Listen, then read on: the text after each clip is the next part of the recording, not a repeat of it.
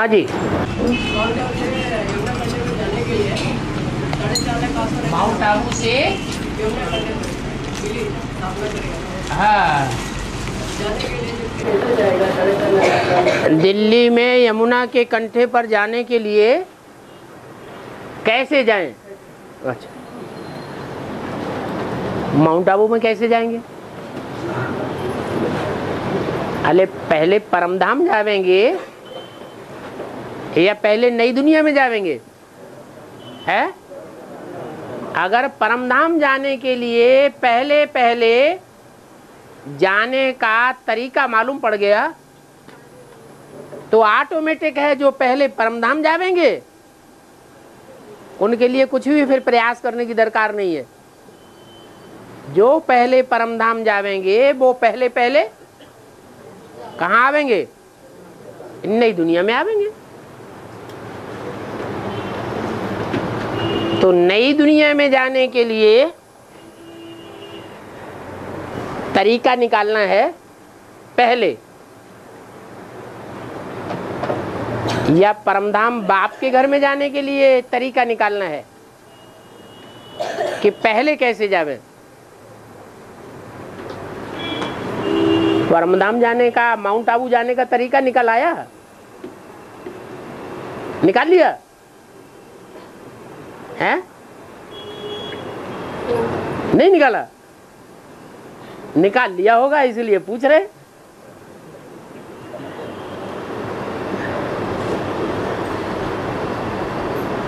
जो आज की मुरली में ज्यादा ध्यान दिलाया गया किस बात पर? अपन को आत्मा समझो। जो आत्मिक स्थिति में जल्दी स्थित हो जावेंगे वो पहले पहले परमधाम वासी बन जावेंगे, और जो पहले पहले परमधाम वासी बनेंगे वो ही जमुना में, वो जमुना के कंठे पर दिल्ली में नई दुनिया के वासी बनेंगे।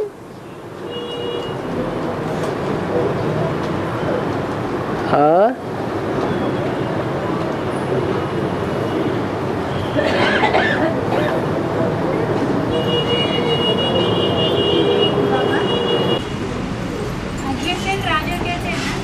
हाँ तो क्या ना? हाँ जी। अग्रसेन राजा आगरा के रहने वाले थे। दिल्ली उनकी राजधानी, उसका हल्का और शहर का अर्थ क्या है? अग्रसेन राजा आगरा के रहने वाले थे। अच्छा, और अच्छा, कोई कहीं बाहर का रहने वाला हो तो दिल्ली में राजधानी नहीं बना सकता। ये जितने भी विदेशी हैं वो हैं तो विदेश के रहने वाले, लेकिन सभी विदेशियों ने दिल्ली में अपनी राजधानी जमाई या नहीं जमाई? है, जमाई। तो अग्रसेन ने दिल्ली में राजधानी बनाई तो आपको आश्चर्य क्यों हो रहा है? है, सेन का अर्थ होता है सह इनेन। इन कहा जाता है अंदर। अंदर क्या है? अरे कुछ है कि नहीं है? है, आत्मा। आत्मा के अंदर क्या है? है, आत्मा के अंदर मन है। मन के अंदर कंट्रोल करने वाला कौन है? बुद्धि। तो इन माने बुद्धि और सह इनेन माने जो बुद्धि के साथ है। काहे के साथ है? जो बुद्धि के साथ है वो है सेन, उससे बनती है सेना। इस शरीर में राजा कौन है? बुद्धि। मन बुद्धि तो राजा है, आत्मा ही तो राजा है। और जो इसके साथ है वो इसकी सेना है। आत्मा के साथ कौन है? अरे इंद्रियां, ये शरीर है, ये सब क्या है? आत्मा की सेना है। तो सैन माने बुद्धि के साथ रहने वाली सेना, और अग्रसेन जो सेना आगे आगे है। तो ब्राह्मणों की दुनिया में कौन सी सेना है जो आगे आगे जाती है? Advance party.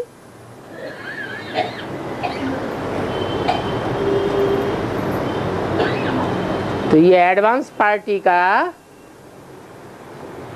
जो भी मुखिया होगा वो बेहद में हो गया अग्रसेन,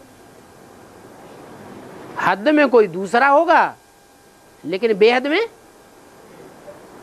अग्रसेन है। जब नई दुनिया की स्थापना होती है तो कौन सी सेना आगे आगे होती है? Advance party. एडवांस पार्टी का मुखिया कौन हुआ है? एडवांस पार्टी का मुखिया हुआ त्रिनेत्री। 76 से एडवांस पार्टी की स्थापना हुई। 76 के वर्ष को टाइटल दिया गया बाप का प्रत्यक्षता वर्ष।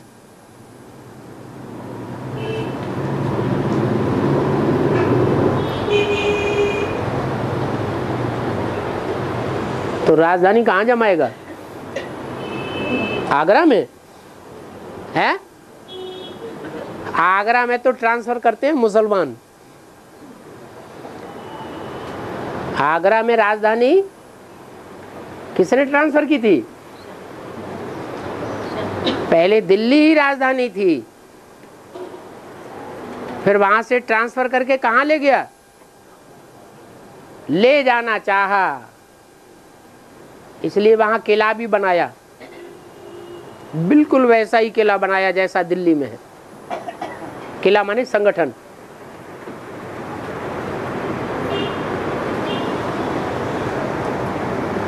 और हाँ, मुरली में बाबा बोलते हैं ना, वो उल्लू बोलते हैं ना, उल्लू को चमड़ागढ़ बोलते हैं बाबा।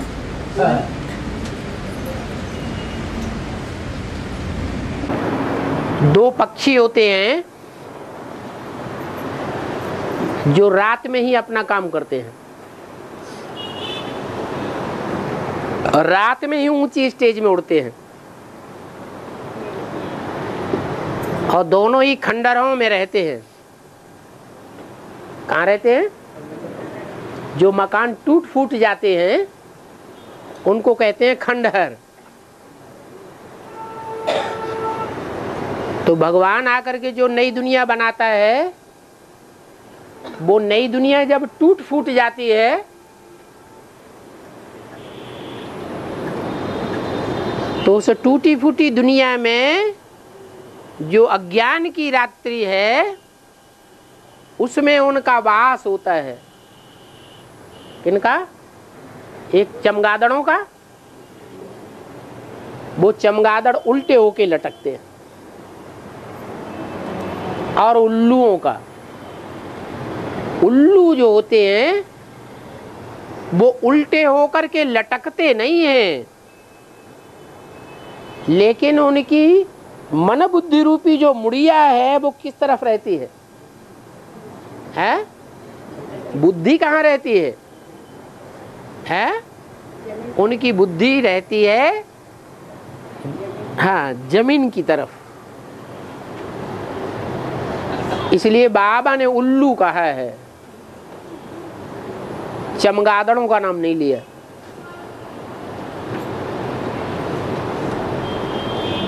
सारी दुनिया उल्लुओं की है। बाप आकर के उल्लू से अल्लाह बनाते हैं।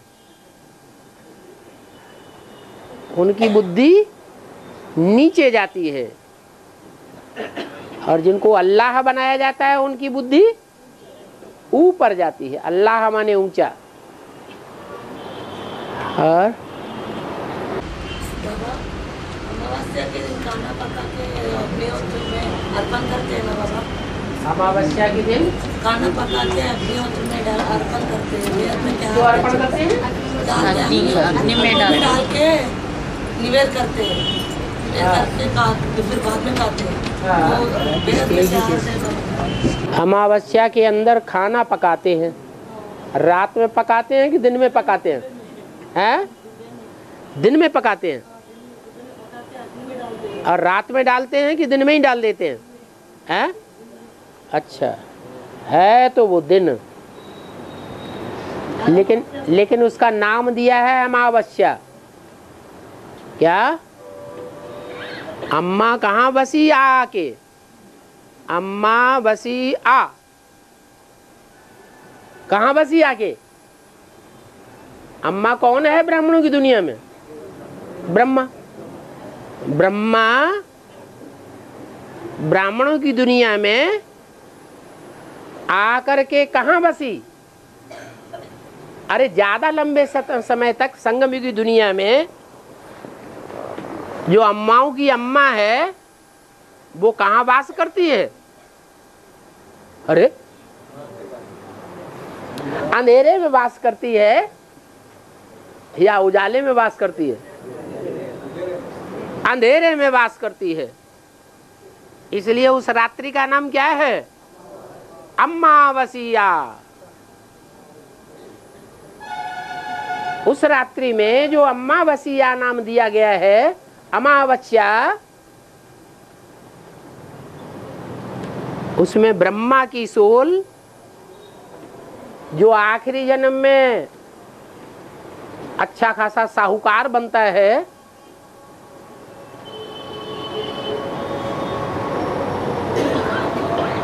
जिसका शरीर रूपी रथ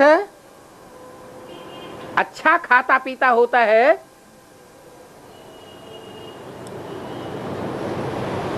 वो बढ़िया बढ़िया भोजन खाता है या खिचड़ी खाता है? हैं? क्या खाता है? बढ़िया बढ़िया 36 प्रकार के भोजन खाता है। खाता है तो बनाता भी है कि बिना बनाए हो जाता है? खाता है, बनाता भी है और उसके फॉलोअर्स भी है। 36 प्रकार का भोजन बनाते हैं और खाते हैं। तो माता जी पूछ रही है ये कहाँ की यादगार है कि अमावस्या के दिन अच्छे अच्छे भोजन बनाए जाते हैं? कौन बनाते हैं, भगत या ज्ञानी? हैं? भगत। वो भगत ब्राह्मणों की दुनिया में कहाँ बैठे हुए हैं? है वो भगत जो है वो ब्राह्मणों की दुनिया में भी बैठे हुए हैं। अभी भी शूटिंग कर रहे हैं। क्या शूटिंग कर रहे हैं? जो संगम युग है, संगम युग ज्ञान सूर्य के उदय होने का दिन की यादगार है या वास्तव में रात कहें उसे?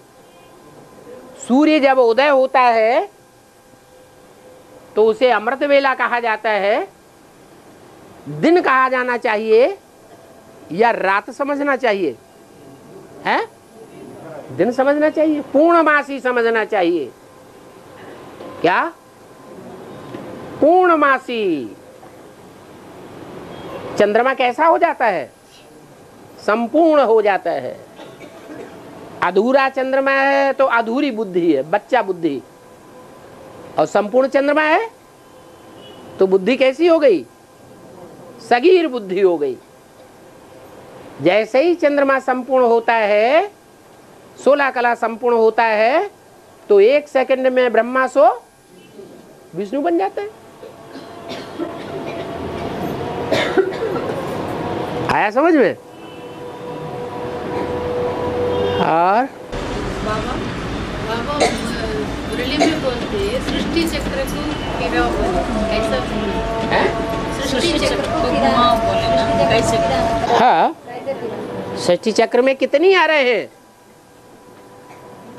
अरे सृष्टि चक्र में जो वो दिखाई गई है अरे, जैसे पहिया में अरे होती है, 4 अरे हैं। कौन कौन सी? सतयुग, त्रेता, द्वापर, कलयुग। तो बेसिक वाले भी ये चक्कर घुमाते हैं। पहले पहले कौन सा युग? सतयुग, उसके बाद त्रेता युग, उसके बाद द्वापर युग, उसके बाद कल युग, फिर बीच में छोटा सा संगम युग 100 साल का, फिर 150, 1250 वर्ष के, फिर सतयुग, त्रेता, द्वापर, कलयुग। ये चक्कर घुमाते रहो, उसको कहते हैं बेसिक का चक्कर। बेसिक ज्ञान में जो छोटे छोटे बच्चे होते हैं, बच्चा बुद्धि, उनको कितना सिखाया गया चक्कर घुमाना?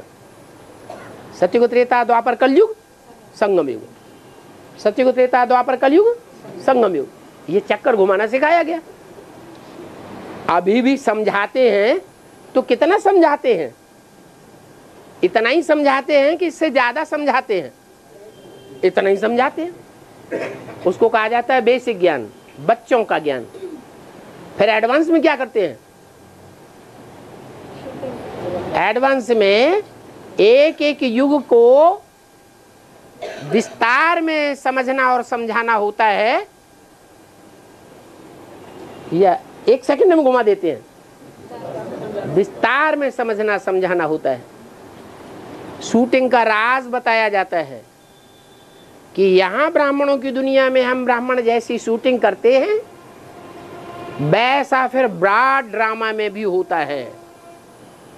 टैली करो, एक एक कर्म को, एक एक व्यवहार को।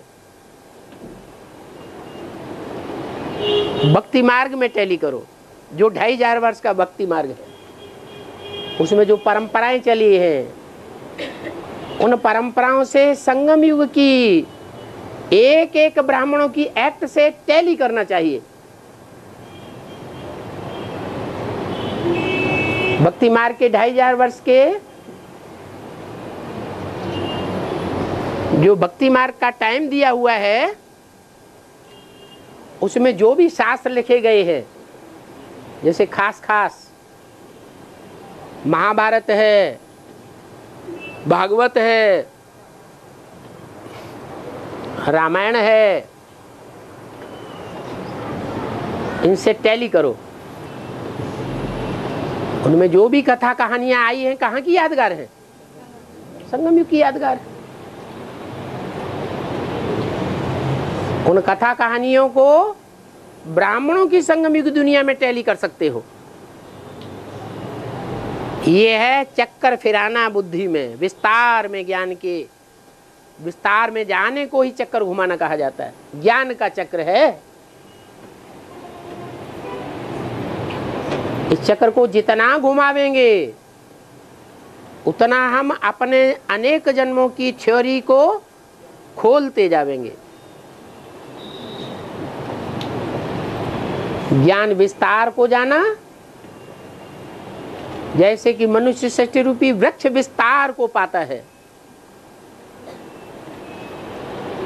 इतना विस्तार हो जावे कि हमारी बीज रूप आत्मा में एक एक पत्ते का भी ज्ञान आ जावे। जैसे ज्योतिषियों के सामने जाके पूछते हैं ना, हमारी जीवन कहानी बताओ, तो पंडित जी बताना शुरू करते हैं कि पास्ट में आपने ऐसे किया, वर्तमान में आप ऐसे कर रहे हैं, आगे चल के ये होने वाला है। तो ऐसे ही हर एक आत्मा रूपी सितारे में एक एक दुनिया बसी हुई है। क्या? हर आत्मा रूपी सितारे ने संगम युग में जितनी आत्माओं की सेवा की है, जितनी आत्माओं को संसर्ग संपर्क संबंध में लाया है, उनको ईश्वरीय ज्ञान दिया है, ज्ञान को विस्तार में समझाया है, उनको बाप के समीप संपर्क संबंध में लाया है, वो सभी आत्माएं, उस आत्मा की दुनिया बनेगी या नहीं बनेगी? नहीं समझा है? वो दुनिया बन जाएगी।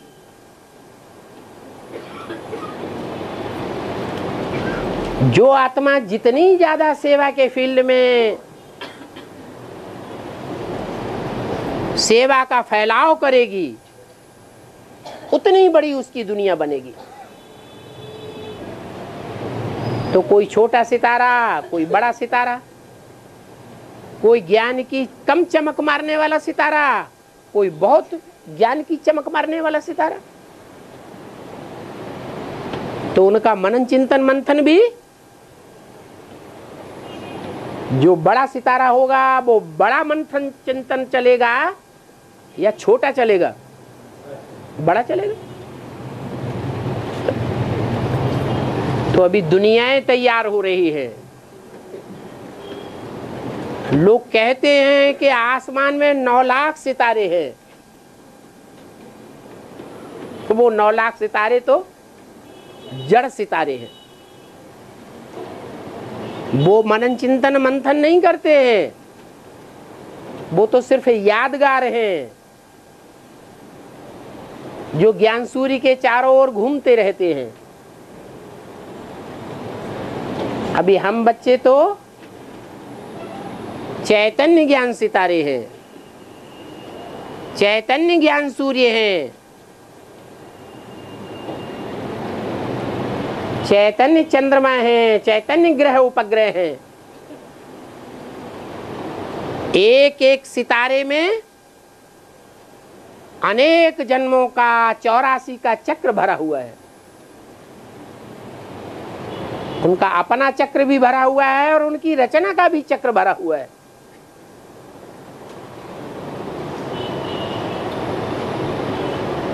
तो जो चक्र, वो ज्ञान का चक्र बुद्धि में चलना चाहिए। इतना ज्ञान का विस्तार हो जाए, फिर इतनी प्रैक्टिस हो जाए कि 1 सेकंड में हम विस्तार में जाएं और 1 सेकंड में सार में समा जाएं।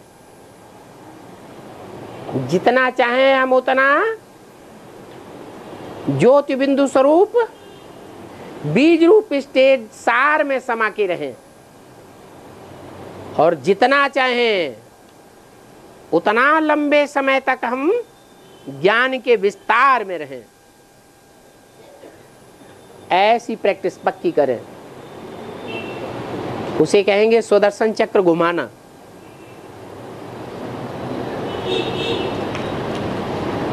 जैसे विष्णु के हाथ में सुदर्शन चक्र दिया जाता है,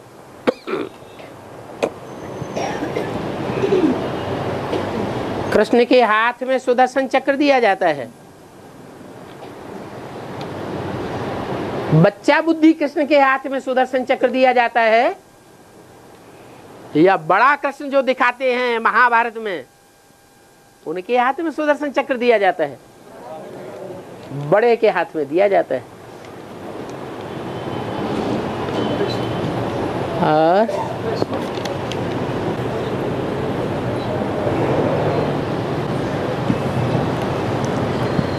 किसी ने प्रश्न किया है, घर में घर वाले बच्चों को ज्यादा तकलीफ आएगी तो ये सारा पाप घरवाली का दोष है, उसकी कुमति है,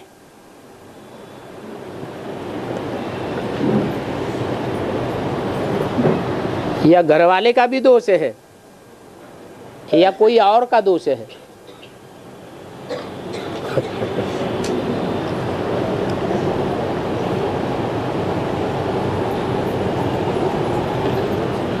घर में बच्चे होते हैं, कोई बच्चे बहुत दुखी होते रहते हैं, बच्चों को बहुत तकलीफ होती है, शारीरिक तकलीफ होती है, मानसिक तकलीफ होती है, परिवार के लोग तकलीफ देते हैं, गांव वाले तकलीफ देते हैं, उनका स्वभाव संस्कार तकलीफ देता है। तो ये क्या सब माँ का दोष है? कहेंगे कि सारा दोष माँ का है, ऐसे तो नहीं कह सकते। कुछ माँ का भी हो सकता है। जैसे सुल्ताना डाकू का जीवन चरित्र हुआ, वो चोरी करता था, माँ उसको उकसाती थी और ले आओ, पक्का डकैत बना दिया। तो कोई बच्चों का और माँ का ऐसा हिसाब किताब हो सकता है? बाकी ये कोई जरूरी नहीं है। किसी आत्मा के ऊपर पूरा दोष नहीं डाला जा सकता किसी दूसरी आत्मा के सुख दुख का। हर आत्मा अपना सुख दुख अपने आप कमाती है या जन्म जन्मांतर के माँ बाप कमाते हैं? हर आत्मा अपना पाप अपना पुण्य खुद बनाती है। ऐसे नहीं कि माँ बाप के ऊपर दोष मर दिया जाए कि माँ बाप ने बच्चों को दुख दे दिया। हाँ, माँ बाप अगर बच्चों को दुखी करने के निमित्त बनेंगे, उनके स्वभाव संस्कार गंदे डालेंगे, तो माँ बाप का अपना हिसाब किताब बनेगा। वो अगले जन्मों में खुद अपने किए हुए का दुख भोगेंगे। बाकी बच्चों को अपने पूर्व जन्मों के हिसाब किताब से ही वर्तमान जन्म के संगी संबंधी संसर्गी संपर्की मिलते हैं। वो उनका अपना बनाया हुआ हिसाब किताब है। जो भी तकलीफ भोगती है आत्मा, वो स्वयं अपने किए हुए का प्रतिफल है या कोई दूसरे के किए हुए का प्रतिफल है? अपने किए हुए का। अब ब्राह्मणों की दुनिया में भी ऐसे ही चल रहा है। अज्ञानता के कारण हम दूसरों को उंगली उठाते हैं कि हमारे माँ बाप ने हमारा जीवन नष्ट कर दिया, हमारे संगी साथी ने हमको तकलीफ देने के निमित्त बनाया। लेकिन ऐसा कुछ नहीं है।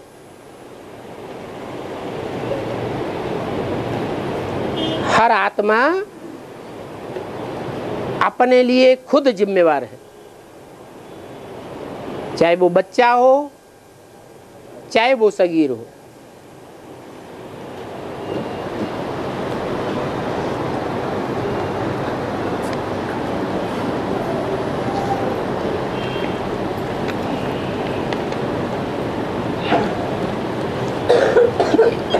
अगला प्रश्न है 16,108 गुप्त पुरुषार्थी आत्माओं को 63 जन्मों में रामकृष्ण वाली आत्माओं से किसी न किसी संबंध में आना पड़ेगा क्या?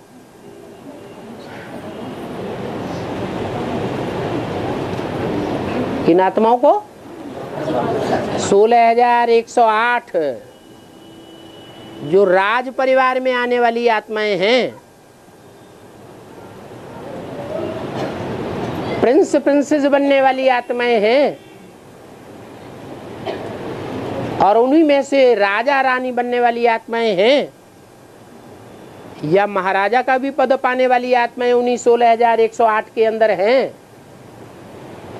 ऐसी राज परिवार में आने वाली आत्माओं का संपर्क संबंध 63 जन्मों में रामकृष्ण वाली आत्माओं के साथ होगा या नहीं होगा?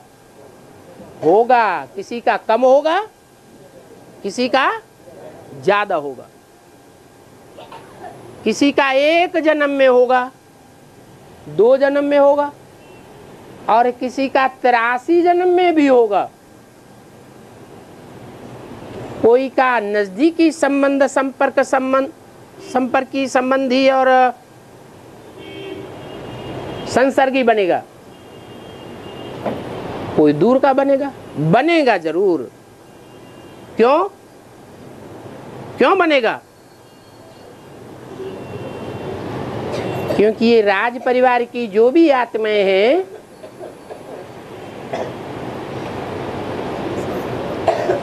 उनको राज परिवार में लाने के निमित्त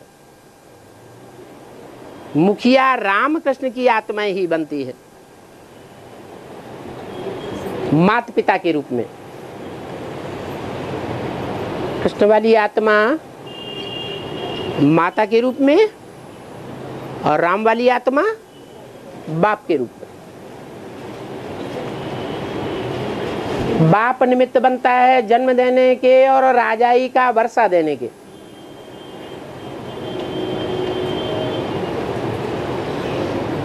उस राजाई की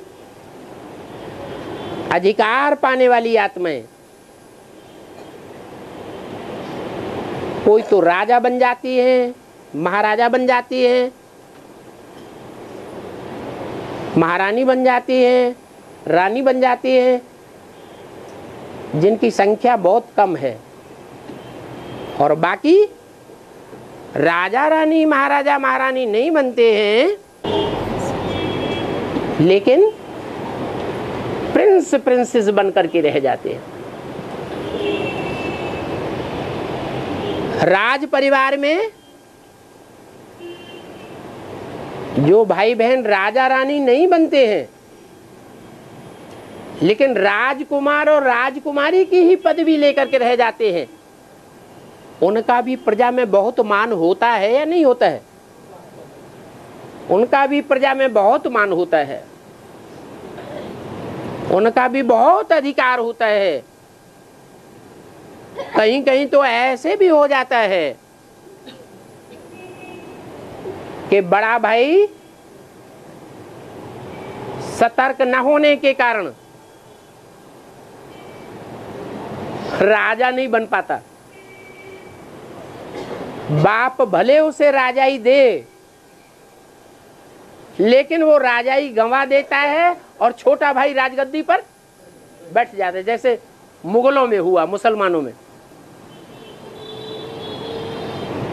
शाहजहां का बड़ा पुत्र राजाई नहीं कर सका, सम्राट नहीं बन पाया, और औरंगजेब सम्राट बन करके बैठ गया। तो ऐसा भी अजूबा गरूबा हो सकता है। लेकिन ये पवित्र दुनिया के राजा रानी, प्रिंस प्रिंसेस,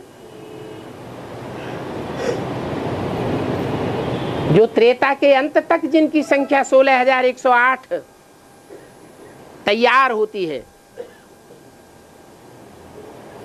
अंतिम जन्म तक कितने प्रत्यक्ष होते हैं? 21 जन्मों में 16,108। वो 21 जन्मों का किया हुआ पुरुषार्थ और प्रारब्ध ही 63 जन्मों में फिर आवृत होती है। वहां प्राप्ति कराने वाला शिव बाबा नहीं है, लेकिन शिव बाबा जिसको आधार बनाता है, मीडिया बनाता है, वो मीडिया बनने वाली रामकृष्ण की आत्माएं द्वापर और कलयुग में बनने वाले जो 16,108 राजाएं हैं, उनको बनाने के निमित्त बनते हैं। ऐसे नहीं कि द्वापर कलयुग में राजाएं रानियां और प्रिंस प्रिंसेस होते नहीं हैं, होते हैं, लेकिन वहां सुख की राजाई के साथ साथ राजाई में दुख भी होता है। और सुप्रीम सोल जो नई दुनिया रचता है, उसमें दुख का कोई नाम निशान स्थान नहीं होता, लेकिन जिनको निमित्त बनाता है, मीडिया बनाता है, किनको? रामकृष्ण की आत्माओं को। वो रामकृष्ण की आत्माएं देहधारी हैं, सहज सहज देह में रमण करने वाली हैं, या सदैव निराकारी हैं? है? सब देहधारी हैं। तो ये कमजोरी होने के कारण जो द्वापर युग से सृष्टि तैयार होती है वो रावण ही सृष्टि है, रुलाने वालों की और रोने वालों की दुनिया है। वहां यथा राजा रानी तथा प्रजा, दुख की सृष्टि होती है। राजा रानी भी रोने वाले रुलाने वाले, और प्रजा वर्ग की आत्माएं भी रोने वाली रुलाने वाले। और राजा रानी के संसर्ग संपर्क में आने वाला जो राज परिवार है वो भी रोने वाला और रुलाने वाला बनता है। तो संसर्ग संपर्क में 16,108 को रामकृष्ण के नजदीकी बनना पड़े या नहीं बनना पड़े, है? बनना ही पड़ेगा। और बाबा, कोई कोई ज्यादा जन्म लेंगे, कोई कोई कम जन्म लेंगे, किस आधार से बाबा?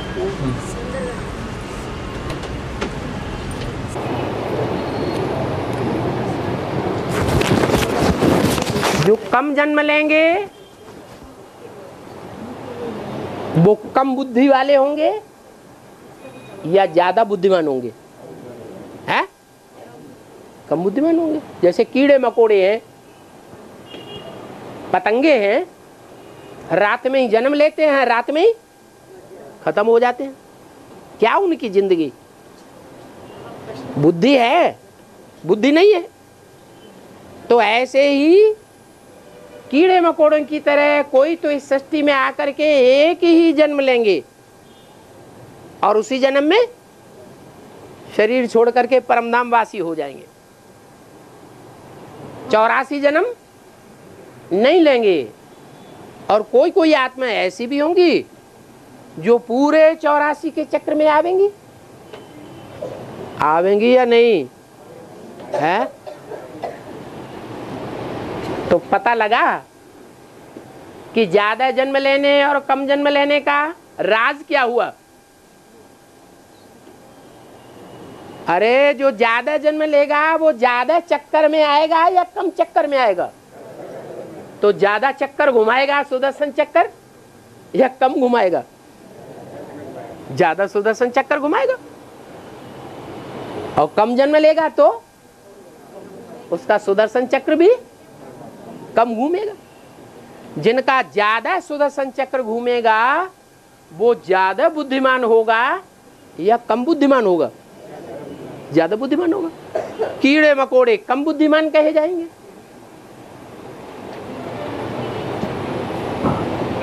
बनाने वाला कौन है?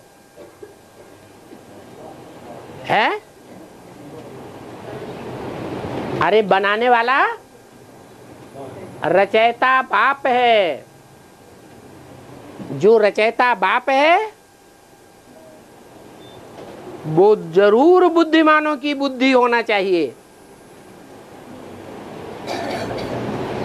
परंतु उस रचयिता बाप की बुद्धि को भी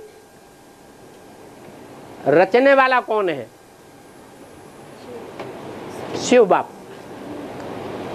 अगर वो शिव बाप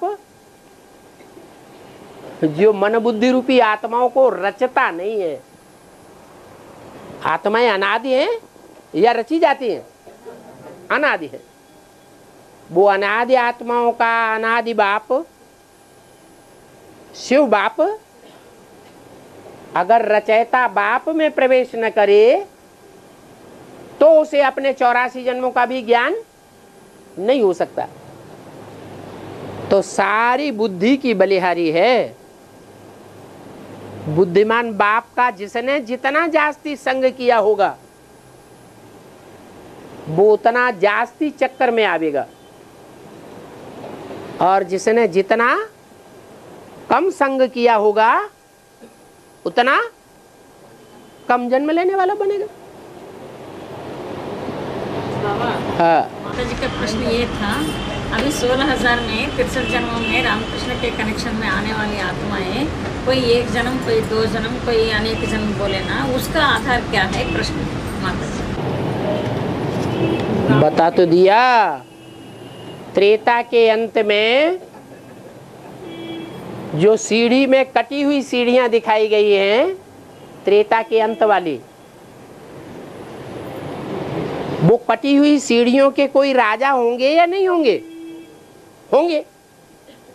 वो राजा बनने वाली आत्माएं स्वर्ग के सीढ़ियों को खंडन करने वाले हैं या बनाने वाले हैं? वो तो खंडन करने वाले हैं। उन्होंने भगवान के बनाया हुआ जो घर स्वर्ग है उसका खंडन किया, मंडन नहीं किया। इनसे उनका राज्य भी खंडित दिखाया गया है। तो ऐसे खंडन करने वाली आत्माएं जो निराकार साकार में आने वाला बाप है, उसके संसर्ग संपर्क में कम आई होंगी या ज्यादा आई होंगी? है? कम आई होंगी। कम संसर्ग संपर्क में आने के कारण उन्होंने बाप के असली रूप को नहीं पहचाना, ग्लानि ज्यादा की, विघटन ज्यादा किया और घर को बनाया कम, गिराया ज्यादा। इसलिए उनके जितने भी फॉलोअर्स बने वो कहां जाकर इबादत करते हैं? गिरजाघर में। उनकी बुद्धि में क्या बसा रहता है? हे भगवान के बने बनाए घर, तू गिर जा, यथा राजा तथा प्रजा। अरे जो अभी जवाब दिया वही तो अभी भी जवाब है।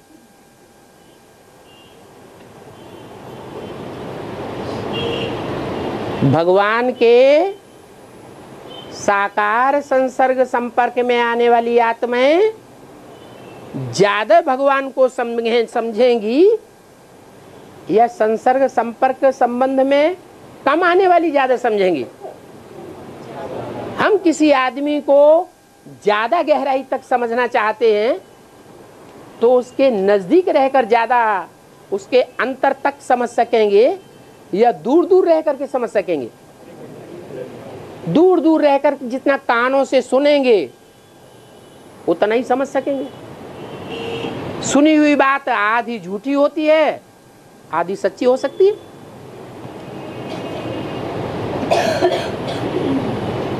इसलिए ऊंचते ऊंचे भगवान बाप के संसर्ग संबंध संपर्क में जो भी आत्माएं जितना जास्ती आती है उतना जास्ती अनुभवी बनती है।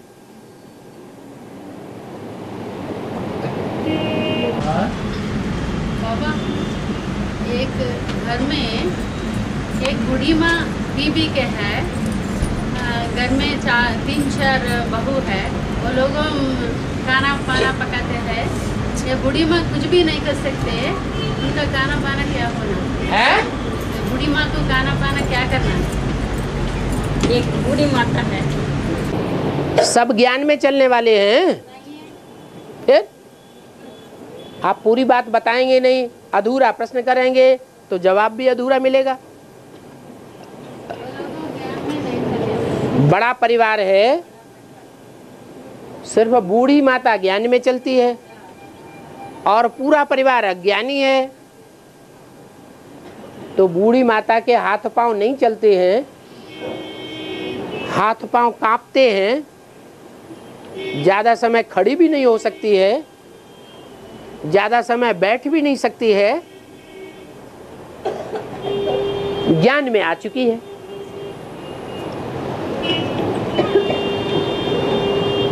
तो कुछ नहीं कर सकती है, कुछ तो कर सकती है पुरुषार्थ।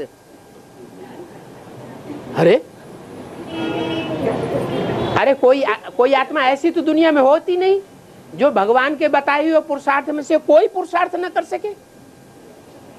अरे लूला है, लंगड़ा है, अंधा है, कोढ़ी है, काना है, कुब्जा है, नहीं कुछ पुरुषार्थ कर सकेगा। हाथों से, पांव से, आंख से, कान से कुछ तो कर सकेगा है। तो बूढ़ी माता कुछ कर सकती है कि नहीं कर सकती है? बाबा को याद कर सकते हैं। हाँ तो बस। अरे याद से तो कोई ऐसी आत्मा है विश्व की बादशाही ले लेती है। याद की पावर से कोई आत्माएं इतनी पावरफुल बनती हैं कि जो अंदर सोचे बैठी हैं मैं कुछ नहीं करूं, क्या करता रहूं, सिर्फ बाप को याद बनी रहे। तो बाप कहता है जिसकी याद मेरी समाई हुई है जिसके अंदर, उसका सारा काम मैं करूंगा। ये अनुभव कोई को होगा जरूर। क्या? जब कोई पूरा ही अर्पण में हो जाता है, सब कुछ बाप के अर्पण कर देता है, सिर्फ याद करता है, तो बाप उसको मदद करता है या नहीं करता है? करता है। तो बूढ़ी माता इतना तो कर सकती है क्या? पड़े पड़े हाथ भी ना हिलाए छोटे बच्चे की तरह, पांव भी ना हिलाए। छोटा बच्चा तो फिर भी हाथ पांव हिलाता है, बूढ़ी माता ऐसे ही पड़ी रहे, क्या करे? बाबा को याद करती रहे। तो उसका सारा काम कौन करेगा? शिव बाबा है करण करावनहार। आपको चिंता करने की दरकार नहीं है, आपको बड़ी दया आ रही है। क्या खाने? है? अरे सतयुग में देवताएं खाना बनाते हैं, बनाते हैं, हैं? क्यों नहीं बनाते? ऐसा क्या बात है जो सतयुग में देवताओं को कुछ करने के लिए ही जरूरत नहीं पड़ती, पेट के लिए? अरे प्रकृति भी दासी क्यों होती है? कोई कारण होगा ना, अभी क्यों नहीं है? हाँ, तो वो आत्म की स्थिति वो बूढ़ी माता धारण नहीं कर सकती है। मेला मेला मेला लल्ला मेली मम्मी मेरी चच्ची मेरी पक्का के कक्का, अब मेला मेला लगा हुआ है, तो आत्म की स्थिति बनेगी या देवभान आएगा? देवभान आएगा, आत्म की स्थिति बनेगा ही नहीं। और माताओं के लिए तो खास बोल दिया, माताएं अगर मोह के ऊपर विजय पालें तो समझो विजयी हो गई। तो बूढ़ी माता के ऊपर दया न करो भरी सभा में, उनको सिर्फ समझाओ। क्या समझाओ? कि मेरे मेरे करते करते प्राण नहीं छोड़ देना। क्या क्या करते करते प्राण छोड़ना? मेरा तो एक शिव बाबा, दूसरा न कोई। और हाँ,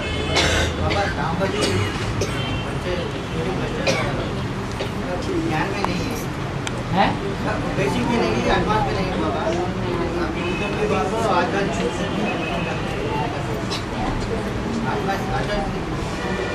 छोटी बच्ची, हाँ छोटी बच्ची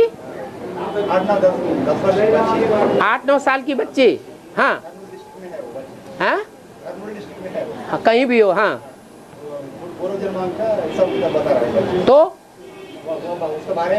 तो उससे क्या होता है? एडवांस में नहीं है। अरे बहुत से ऐसे ज्योतिषी होते हैं जो कई जन्मों की पीछे की बातें बता देते हैं। बहुत से ऐसे बच्चे होते हैं जो पूर्व जन्म की बातें बताते हैं, 1-2 जन्म की नहीं, 4 से 8 जन्मों की भी बताते हैं। ऐसे ऐसे परामय मनोवैज्ञानिक तैयार हुए हैं, ऐसे ऐसे तांत्रिक तैयार हुए हैं कि कोई आत्मा को प्रवेश करा के उसको अनेक जन्मों के पीछे भेज देते हैं। और अनेक जन्मों की हिस्ट्री बताते हैं, प्रूफ भी बताते हैं, और वो बातें सच्ची भी निकलती हैं। तो उससे क्या वो एडवांस के हो गए? है? कैसे कैसे की क्या बात है? ऐसे बहुत से लोग होते हैं, शरीर छोड़ने से कई दिन पहले बता देते हैं हमें इस दिन इस टाइम पर शरीर छोड़ना है। दुनिया में क्या सच्चे और झूठे नहीं होते हैं? होते हैं। उनकी सच्चाई के आधार पर, साफ दिल के आधार पर उनको पता लग जाता है। इससे ये साबित नहीं होता कि वो एडवांस के हैं, 84 जन्म लेने वाले हैं। ये कोई जरूरी नहीं। हर धर्म में सच्चे और झूठे होते हैं। और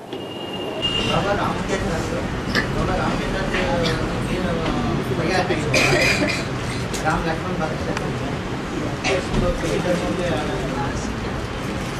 राम के 4 भाई किस धर्म के आधार पर?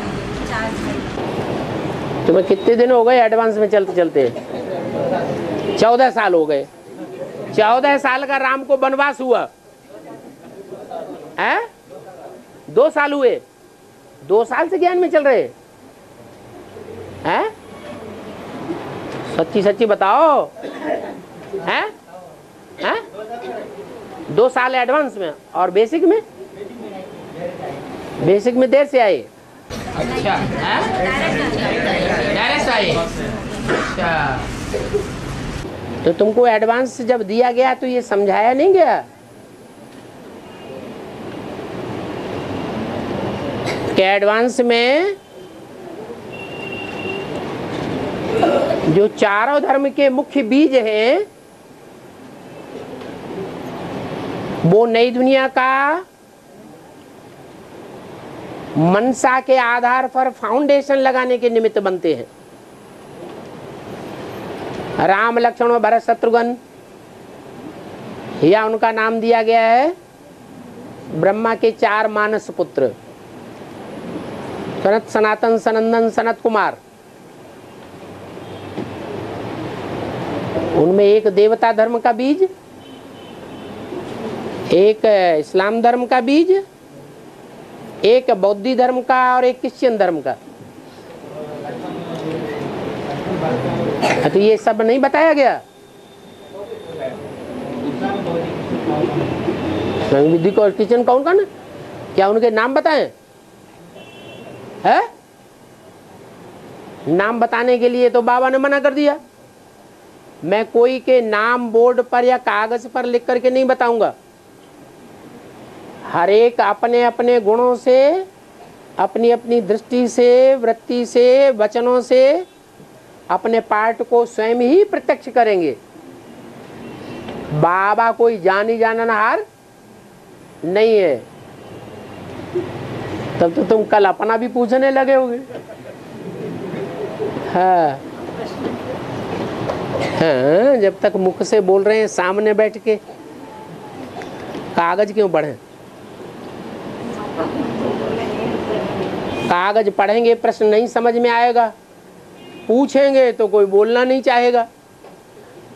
अगर बोलने की हिम्मत करें तो कागज लिख करके क्यों दें? लिखना नहीं आता, बोलना नहीं आता। अच्छा, छोटे बच्चे हैं तो बेसिक नॉलेज वालों के पास बैठे जाके, बोल ही नहीं पाते तो। और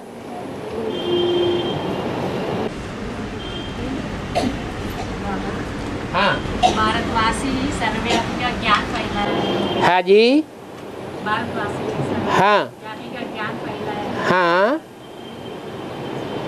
फैलाया। हाँ, ये कैसा फैलाया? शूटिंग पीरियड में कैसा फैला? अभी बेसिक में जो भगवान बनकर के बैठे हैं, कहते हैं हम नई दुनिया की स्थापना करेंगे, पुरानी दुनिया का विनाश हम करेंगे, ब्राह्मण धर्म की स्थापना हम कर रहे हैं। वो त्रिमूर्ति सेवा आप नहीं देख रहे हैं? तो जब बेसिक नॉलेज में थोड़े देखने में आ रहे हैं, बेसिक नॉलेज वाले जो बच्चे हैं उनके बाप कहाँ बैठे हुए हैं? बैठ हैं? हाँ, बीज रूप एडवांस पार्टी में। तो यहाँ एडवांस पार्टी में ढेर ऐसे निकलेंगे। फाइनल पेपर जब माया लेगी, क्या कहेंगे? कोई एक व्यापी भगवान नहीं है, हम खुद ही भगवान हैं। अरे तुम भी भगवान हो, ये क्या बड़ी बात है कोई है? ये बात बड़ी है क्या? ऐसा हो सकता है कि नहीं हो सकता है? हो सकता है। और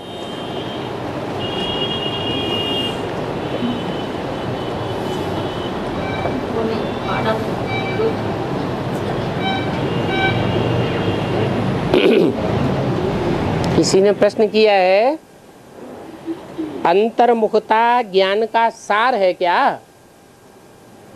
जिसने लिखा है पहले ये साबित करे, क्लियर करे कि अंतर्मुखता क्या समझता है। अंतर्मुखता किसे कहा जाता है? अंतर्मुख का मतलब क्या है? जैसे हाथी कहे अंतर्मुखता और वो अपनी सूंड को अपने अंदर रख ले मुंह में, तो क्या अंतर्मुखी हो जाएगा? मुख का आधा हिस्सा अपने पेट में डाल ले तो अंतर्मुखी हो गया? नहीं हो गया। तो ऐसे ही अंतर्मुखी की क्या परिभाषा है? अरे पहले तो ये जानना पड़े अंतर्मुखता माने क्या है? आत्मिक स्थिति में रहना, वो अंतर्मुखता है। इसमें प्रश्न है कि अंतर्मुखी रहने वाला ज्ञान के सार में टिकने वाला है क्या?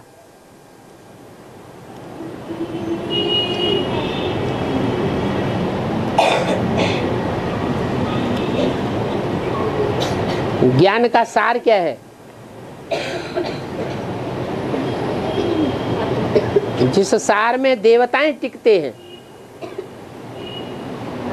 क्या सार है? मैं आत्मा ज्योति बिंदु। और भगवान,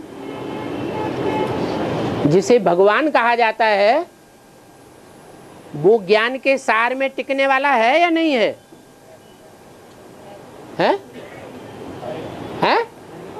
है? तो भगवान भी ज्ञान के सार में टिकने वाला है। जो ऊंचते ऊंच भगवान कहा जाता है। ऊंचते ऊंच और नीचते नीच कहाँ की बात है? इस दुनिया की बात है। यानी इस दुनिया में जो संसार में भगवान के रूप में, गॉड फादर के रूप में प्रत्यक्ष होगा, वो भी ज्ञान के सार में टिका हुआ है। और जो सतयुग त्रेता में 10 करोड़ आत्माएं होंगी कि नहीं, वो भी आत्मिक स्थिति में टिकी हुई होंगी, वो भी ज्ञान के सार में टिकी हुई है। तो क्या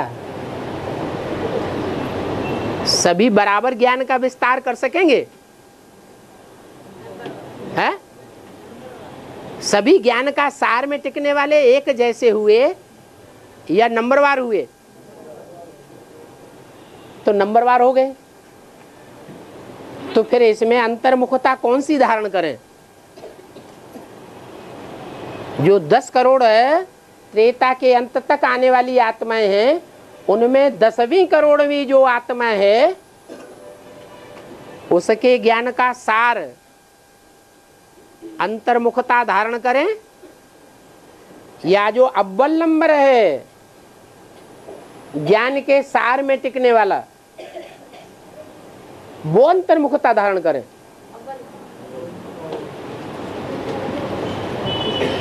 तो ये बात कि अंतर्मुखता ज्ञान का सार है,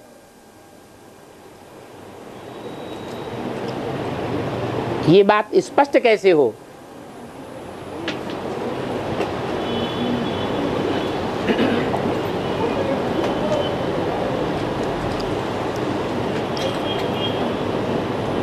कोई 1 सेकंड टिकने का अभ्यासी है और कोई 24 घंटे भी टिकने का अभ्यासी बन जाए। बनेंगे या नहीं बनेंगे? बनेंगे। तो फिर दोनों के बीच में अंतर्मुखी कौन कहा जाए? है? और 1 सेकंड जो ज्ञान के सार में टिकने का अभ्यासी हुआ, 10 करोड़ की लिस्ट में आने वाला, वो ज्ञान के सार में टिकने का अभ्यासी नहीं है, वो अंतर्मुखी नहीं है। अरे वो भी है और ये भी है, ये क्या बात हुई? है? नंबर टेढ़ा है। नंबर टेढ़ा है। हाँ, कोई भी गुण है वो 100% गुण धारण करने वाले भी हैं और 1% भी धारण करने वाले हैं। इसलिए ये क्लियर नहीं किया जा सकता कि अव्वल नंबर अंतर्मुखता क्या है। वो तो जो उसमें टिकने वाला है वो ही जान सकेगा, दूसरे की समझ में आएगा ही नहीं।